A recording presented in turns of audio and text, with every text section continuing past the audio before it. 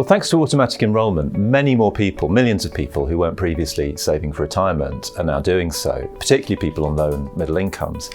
But we also know from research by the Money and Pension Service that an awful lot of them haven't got money on hand if they need it for ordinary financial emergencies that people might face at any time. So nearly half of us don't have £500 on hand. And that's the average cost of a financial shock. And nearly a quarter of us don't have any money on hand at all. So there's a big risk that we might be creating a nation of savers, but when they need their money, because it's only saved into pensions, they can't get hold of it. For example, let's say someone's car breaks down when they're on their way to work. They might not have money in their bank account to deal with that emergency, but they have to pay for it right away. So what are they going to do? Well, they might, for instance, be able to borrow money from family or friends, but not everyone has access to that. A lot of people might turn to a credit card and rack up quite a big credit card bill, and they might then not be able to pay that off except by significantly cutting down on their costs, and that might include not contributing to their pension in future. Equally, they might decide not to get the car fixed, but then that might affect their attendance at work. We know now that having financial shocks can actually have a much broader effect than just on your wallet, and it can really affect not just your psychological well-being, but also your physical well-being too.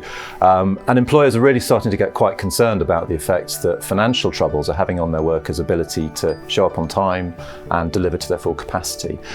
We know from recent studies that about a quarter of people say that they've suffered loss of sleep because of financial concerns, and 1 in 8 people have said that they've not been able to attend work due to those sorts of problems.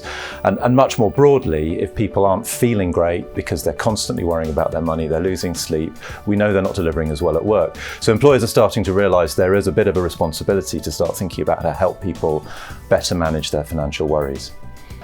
Well, Sidecar Savings is a really simple model, but it's based on some of the very latest thinking in behavioural economics. And in order to come up with the Sidecar Savings idea, we've been working with some of the world's top behavioural scientists, including David Laibson at Harvard University and Brigitte Madrian at Brigham University.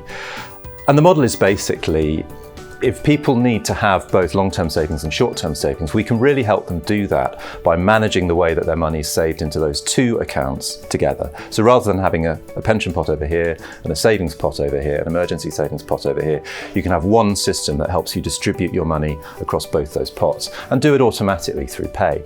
And one of the great things about the way that Sidecar Savings is working is it's building on the success we've already had using payroll and automatic enrolment to divert people's pay into their pension contributions, and all we're doing is adding to that a payment into a savings account.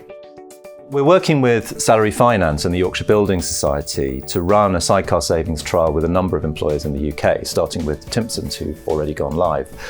And the way the system works is really pretty simple, and we think for employers it's something that it's quite easy for them to add to their existing system. So let's say, just by way of example, let's say you've already got a large pension pot that someone's contributing to. As we can see, it's not quite full, and it's got a lid on it, so you can't get at what's in it until you retire. So that's the way things are working now. Money's going into that, the levels hopefully rising quite slowly. All we're thinking about doing here is introducing one more jar, a smaller jar, alongside the larger pension jar, and contributions are going to start flowing into both those pots. And the great thing about putting money into this smaller emergency savings jar is, as you can see, you can get at it at any time. At the moment it's empty, like it is for many people, but as contributions start flowing in, we'll see the pension pot rise and the emergency savings jar also rise. Now, this is a smaller jar, and that's deliberate because we don't want people to oversave into an emergency savings account because they're not going to get as much return as they might if they invested their money in a pension. So this is capped, and when the individual signs up to save in this way, they choose how much they want to be able to save in their emergency jar, and that will be the maximum amount that's saved in there.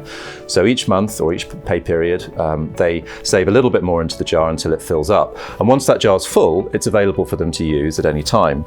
But those additional contributions then start flowing into the pension jar. Now, of course, because this pot's accessible at any time, they might take some money out of it or some water out of it. And so once the level goes down, those contributions will start flowing back into this jar and not into the pension pot. If an employee decides they want to sign up for the system, all they need to do is go online to the Salary Finance website, tell us how much they want to go into their emergency savings pot as an additional payment every pay period, and also how big they want their emergency savings jar to be. And from then on, the payments into both accounts will all be done automatically through payroll. So as I say, we're really excited that we're already working on a trial of the Sidecar savings approach with Timpson, also coming on board very soon are Euston Logistics and Glasgow University. But we're looking for more employers, and really I'd encourage any employer of 1,000 or more workers who thinks that financial wellbeing is important to their workers and would be interested in working on a trial with us, just get in touch, we'd love to hear from you.